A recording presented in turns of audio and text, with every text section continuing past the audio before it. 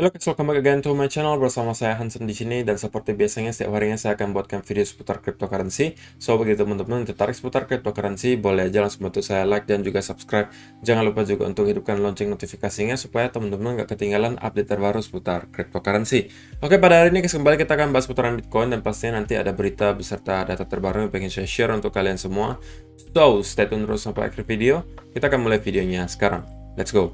Seperti biasa guys, kita akan mulai dari CoinMarketCap terlebih dahulu. Pada hari ini secara global market cap crypto berada di angka 2,6 triliun dolar atau naik sekitar 5,85%. Bitcoin sendiri di angka 58.500, naik 4%, Ethereum 4.275, Binance Coin 581, Solana 214 dolar, Cardano 1,87, XRP 1,09, Polkadot 41 dolar, Dogecoin 0,23, dan Shiba Inu bertahan di 0,0047 dolar. So, itu adalah outlook sementara dari beberapa top coin yang ada. Dan hari ini kita akan membahas banyak soal data on-chain gitu guys ya. Dan di sini ada banyak banget, cuman saya sepertinya tidak akan bahas semua, hanya beberapa saja yang menurut saya cukup menarik gitu ya.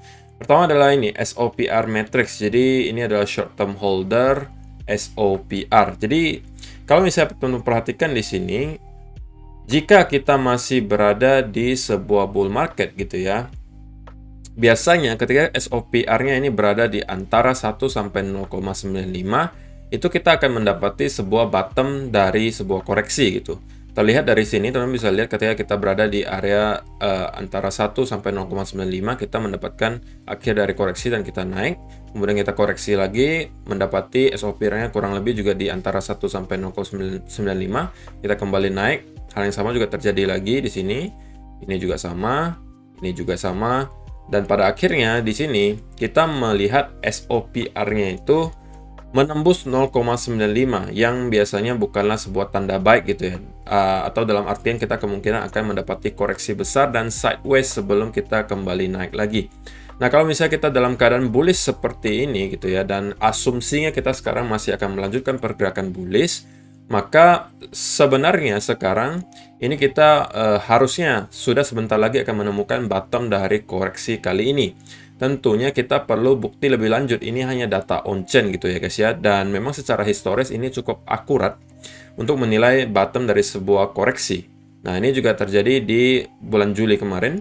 Kita mendapati ada sebuah koreksi juga di sini, SOPR-nya nyentuhnya di antara 1 sampai 0,95 juga, dan kita kemudian rally lagi ke atas.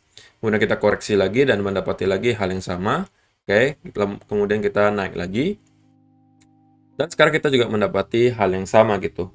Jadi, apakah menurut kalian kita sekarang sudah menyelesaikan koreksinya dan bottomnya ada di kurang lebih 56.000 kemarin, ataukah kita masih mempunyai koreksi lebih dalam sebelum kita benar-benar naik lagi ke atas? Yang saya pengen lihat adalah tentunya SOPR ini tidak menembus di bawah 0,95 gitu ya guys ya, karena secara historis kalau kita sampai mampu menembus 0,95, biasanya gitu akan terjadi sebuah koreksi besar. Dan kalau misalnya koreksi besar terjadi, ya kita antara akan sideways panjang atau malah akan masuk ke bear market gitu ya. Kemudian di sini teman-teman juga bisa melihat banyak banget sih. Ini juga ada MVRV score-nya gitu ya. Jadi ya ini semacam osilator lah gitu. Simpelnya seperti stokastik lah gitu guys ya. Dan setiap kali kita mendapati MVRV ini berada di area di atas 6,5 di sini, atau 7 lah ini di sini ya. 7, di atas 7 sampai kurang lebih angka 8 atau bahkan lebih tinggi lagi.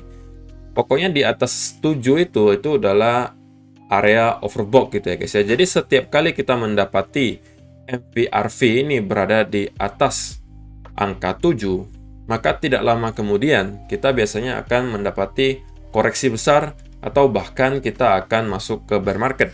Jika yang di sini teman-teman bisa melihat kita mendapatkan koreksi besar. Dan ini yang tertinggi yang pernah kita lihat di tahun 2013, MVRV score-nya di atas 12. Oke. Kemudian kita di pertengahan bull market di sini kita ada mendapati koreksi di pertengahan bull cycle di pertengahan bull marketnya, dan kemudian kita kembali naik gitu ya. Dan kedua kali di sini kita mendapati MVRV-nya juga di atas 7, dan kali ini mungkin di angka kurang lebih 11, dan kita mendapati bear market. Kemudian next, kita juga kembali mendapati MVRV-nya di atas 7, kali ini nyampe-nya ke angka 10 gitu ya.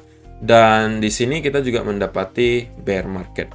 Kemudian yang terjadi di awal tahun ini, 2021, kita mendapati MVRV juga sedikit di atas 7 di bulan April kemarin. Dan kita akhirnya mendapati koreksi besar. Jadi secara historis, memang ketika kita sampai di atas angka 7 di sini, untuk MVRV score-nya, maka kemungkinan tidak lama lagi kita akan mendapatkan, kalau tidak koreksi besar, maka akan masuk ke bear market. Namun so far kita masih melihat kita masih jauh dari angka tersebut guys. Bahkan kita belum menyentuh angka 4, kita kurang lebih masih di angka 3. Jadi menurut si analis ini, kita kalau misalnya kita asumsinya masih di sebuah bull market, maka kita ruang geraknya itu masih sangat-sangat gede gitu. Ya at least mungkin bisa nyampe ke 6 atau 7 lah gitu kan. Sedangkan sekarang kita masih setengahnya, kurang lebih masih di angka 3 gitu. Oke, next ini juga ada supply shock ratio gitu ya. Ini mungkin juga ada teman-teman sering lihat. Illiquid supply shock ratio, illiquid supply ya udah tahu ya, stok Bitcoin yang sudah lagi tidak liquid, yang sudah ditarik dari exchange dan di hold gitu ya. Nah, teman-teman bisa juga melihat di sini bahwa walaupun kita mendapati koreksi di sini, tetapi illiquid supply-nya terus naik. Alias para paus ini tidak stop untuk akumulasi gitu ya, tidak stop akumulasi, malah mereka ketika mendapati dip seperti ini, mereka malah melancarkan akumulasi besar-besaran. Dan sekarang kita berada di illiquid supply yang angkanya tingkatnya malah lebih tinggi daripada bulan April kemarin ketika kita mendapatkan local top di sini. Nah, kalau berkaca dari tahun 2017 kemarin guys, kita bisa melihat ketika kita mencapai akhir dari bull market tersebut, di indikator illiquid supply shock ratio-nya, pertama kita mendapati ada bearish divergence gitu ya, di mana harga membentuk higher high, sedangkan illiquid supply ratio-nya itu membentuk lower high gitu. Sedangkan kalau di sini kita malah udah membentuk higher high. Oke. Dan yang kedua, teman-teman bisa melihat juga apabila kita sudah masuk ke sebuah bear market, biasanya akan ada penurunan tajam di illiquid supply ratio. Kalau misalnya teman-teman zoom in di sini, teman-teman bisa melihat ini yang terjadi gitu ya. Ada penurunan tajam di illiquid supply ratio, alias orang udah mulai panik, kemudian masukin Bitcoin-nya ke exchange semuanya. Dan biasanya kalau dimasukin ke exchange itu biasanya ya untuk dijual, atau kalau enggak ya diganti ke altcoin seperti itu ya.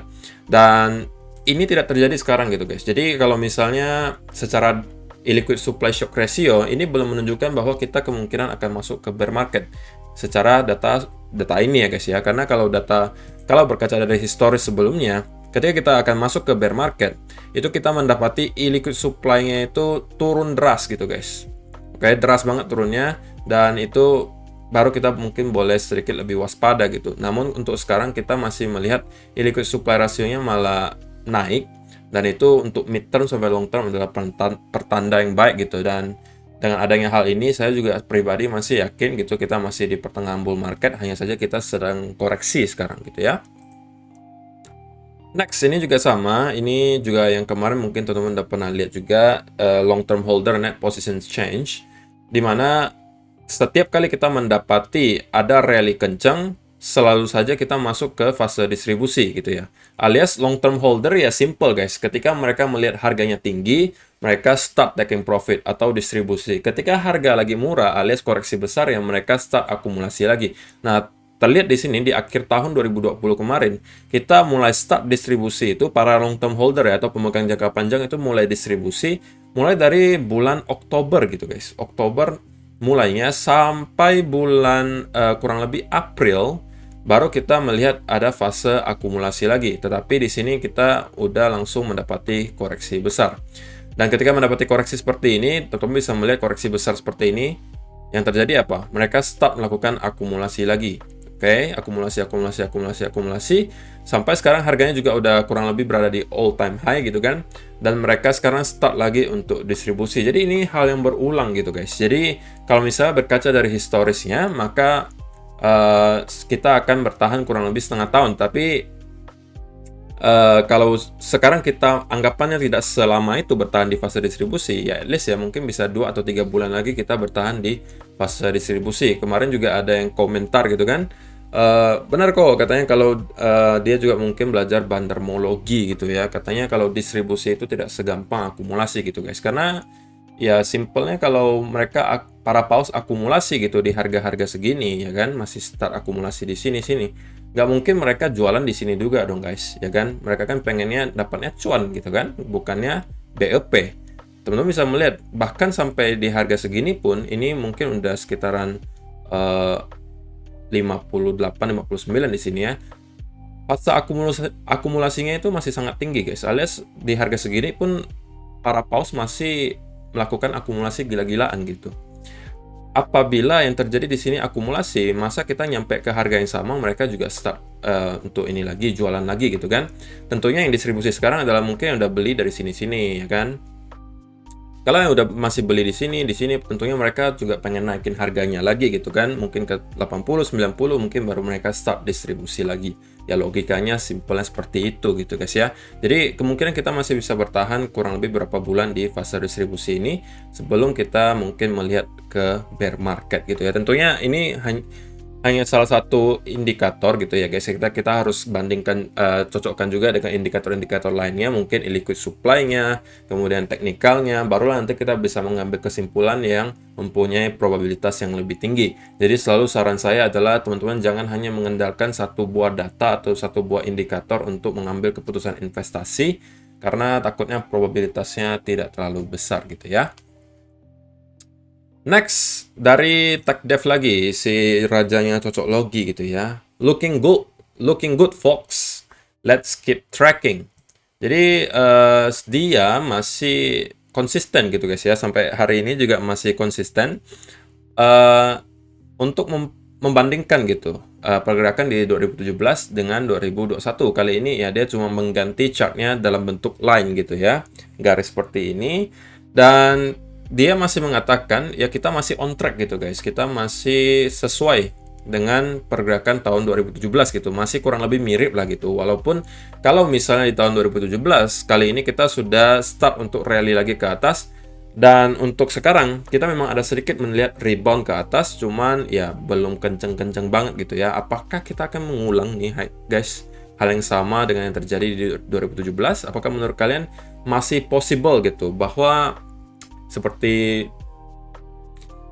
prediksinya Plan B, bahwa di akhir bulan November itu kita akan nyampe ke 98.000 gitu ya.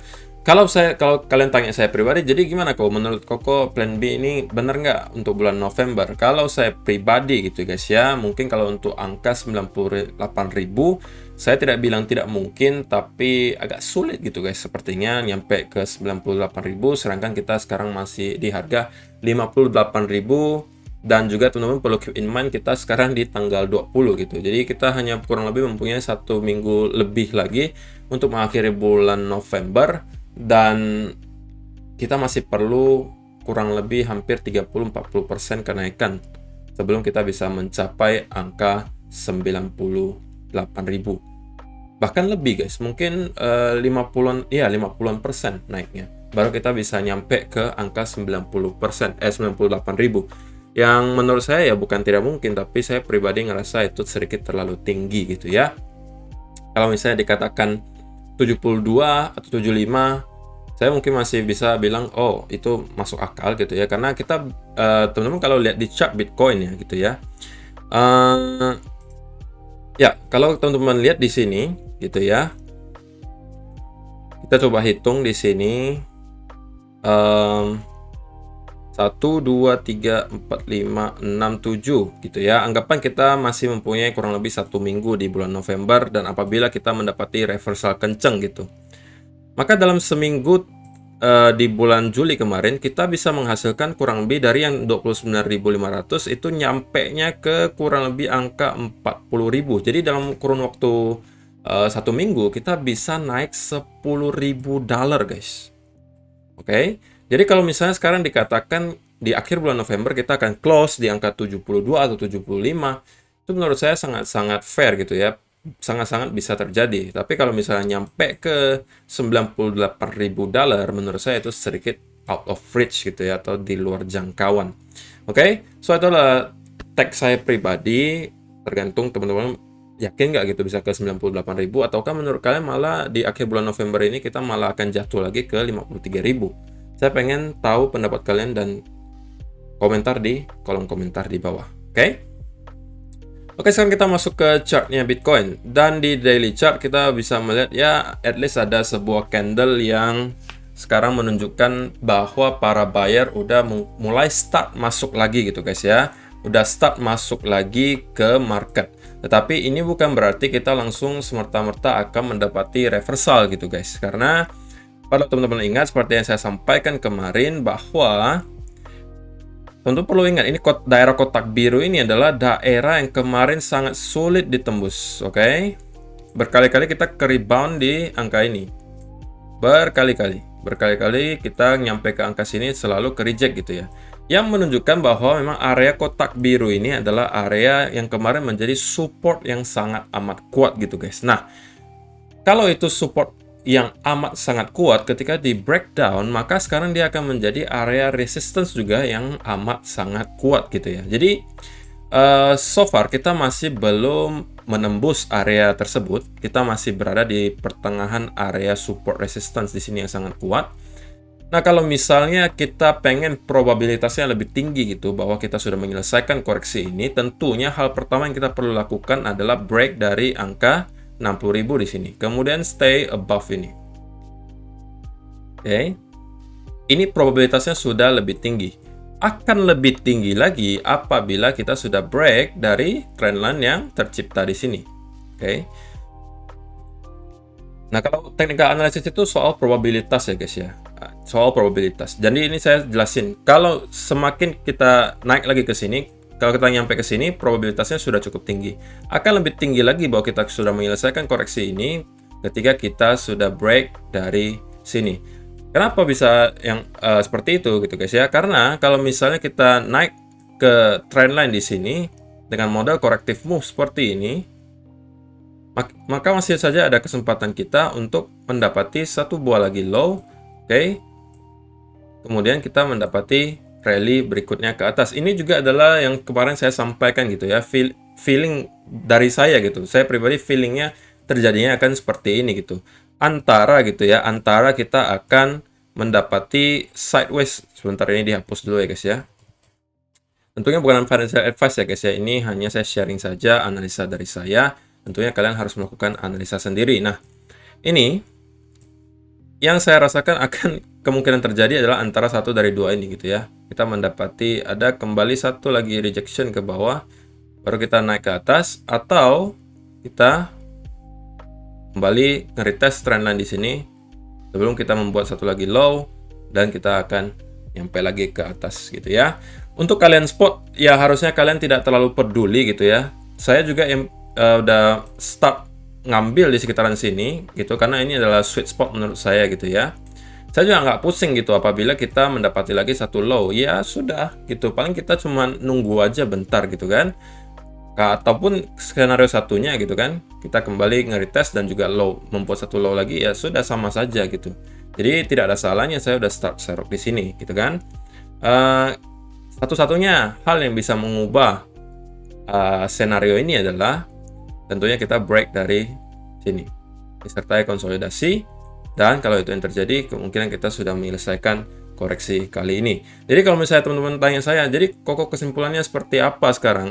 Menurut Koko sendiri gimana? Kalau saya pribadi masih sama dengan kemarin. Kalau kemarin saya sudah gambarkan gitu ya, gambarnya. Ketika kita masih di sini, saya gambarin. Yang saya rasakan bisa jadi terjadi adalah modelnya seperti ini gitu ya. Kemudian kita menuju lagi ke atas. Atau kita kembali retest, ya keduanya sebenarnya mirip guys, cuman yang satunya kita kembali nge-retest trendline, yang satunya enggak gitu. Cuma kita sama-sama kemungkinan membuat satu lagi low sebelum kita benar-benar naik ke atas gitu. Tetapi ini tetap di area sweet spot saya, karena dari kemarin saya gambarnya di sekitaran sini gitu guys ya. Dan kalau misalnya kalian berkaca dari koreksi yang terjadi di bulan November 2020 kemarin, ini juga ya mungkin mirip-mirip dengan yang saya katakan tadi gitu ya. Kalau kita mendapati ada sebuah low gitu, kita penurunannya juga cukup deras di sini. Coba kita ukur berapa penurunannya. Ya kurang lebih juga belasan persen gitu ya, 17%. Oke, 17%. Dan kita mendapati ada sebuah rejection ke atas, tetapi tiba-tiba kita dibanting lagi ke bawah, membuat double bottom sebelum kita benar-benar naik ke atas. Nah, ini juga yang saya lihat bisa jadi terjadi sekarang gitu ya. Jadi tadi kurang lebih 17% koreksinya ya. Kita coba cek dengan yang terjadi sekarang. Apakah kita mengikuti yang terjadi tadi? Ya, bedanya cuma 1% gitu guys. Ini 18-19%, kurang lebih beda 1-2% gitu ya. Nah, apabila kita mengikuti persis dengan yang tadi gitu ya guys ya, maka kemungkinan kita juga akan mendapati hal semacam ini. Atau kita kembali retest. Nah, seperti ini modelnya. Ini adalah tag saya untuk sekarang. Dan ya, semoga teman-teman mengerti ya dari tadi apa yang saya jelaskan gitu ya. Tentunya kalau misalnya teman-teman gini guys, kalau misalnya teman-teman mendengarkan analisa dari orang-orang gitu, kemudian kalian merasa sepertinya saya masih ragu gitu, pengen masuk ke market, sepertinya market bakalan masih lebih koreksi lebih dalam lagi. Kalau kalian ragu, kalau kalian takut guys, ya sudah nggak perlu masuk gitu, nggak ada kewajibannya kalian masuk ke market sekarang kalau kalian pribadi belum merasa nyaman gitu guys. Kalau kalian belum nyaman masuk ke keadaan market sekarang ya nggak usah gitu, tunggu aja. Antara ya kalau misalnya analisa kalian benar gitu kan, kalian mendapatkan harga lebih murah, selamat. Atau ya kalian ketinggalan sedikit gitu kan, ketika dia udah breakout di sini, kalian baru ikutan masuk, ya juga boleh. Tidak ada yang salah guys, tidak ada yang salah gitu kan. Tergantung risk management kalian masing-masing. Ada yang tipikalnya konservatif ya nunggu aja nggak apa-apa, nunggu dia breakout dari sini, membuat pattern continuation, kalian baru ikut, ya juga boleh. Atau kalian ngerasa ini masih terlalu mahal, kalian mau nunggu di sini, ya juga boleh gitu kan. Kalau dikasih, ya selamat kalau dikasih gitu kan, dapatnya harganya lebih murah. Tapi tentunya kalian harus mempunyai plan B gitu guys, plan B. Katakanlah kalian menunggu di sini kan, kalian menunggu 53 atau mungkin di 48 gitu ya, atau 50.000. Nah, apabila kalian harus mempunyai plan B gitu, apabila analisa saya salah gitu, dan rupanya market kelihatannya nggak pengen nyampe ke 53 atau 50, apa yang harus saya lakukan? Nah, itu kalian harus mempunyai jawabannya gitu. Kalau enggak ya kalian cuma melongok doang, ngeliatin nanti market udah kembali naik lagi. Jadi kalian harus mempunyai tolak ukurnya gitu guys. Kalau misalnya nanti yang terjadi A, maka kemungkinan analisa saya sudah bisa jadi salah gitu. Jadi saya harus lakukan plan B. Jadi kalau misalnya kalian nunggu di sini kemudian nggak dapet, ya kalian kira-kira harus masuknya di sebelah mana gitu. Berarti kan analisa kalian udah kemungkinan salah gitu. Atau misalnya kalian ngelihat di sini udah breakout gitu kan. Kalian ngerasa ini udah aman untuk masuk, kemudian malah down lagi di sini. Lalu kalian di sini misalnya breakdown ke sini, ya kan? Nah, kalian juga harus mempunyai plan B. Oh, rupanya ternyata analisa saya salah gitu. Saya kirain di sini koreksinya sudah selesai, tapi ternyata belum gitu. Nah, apakah kalian mempunyai plan B gitu? Kalau misalnya ternyata analisa kalian salah, apa yang akan kalian lakukan? Apakah kalian sudah siap sangkut?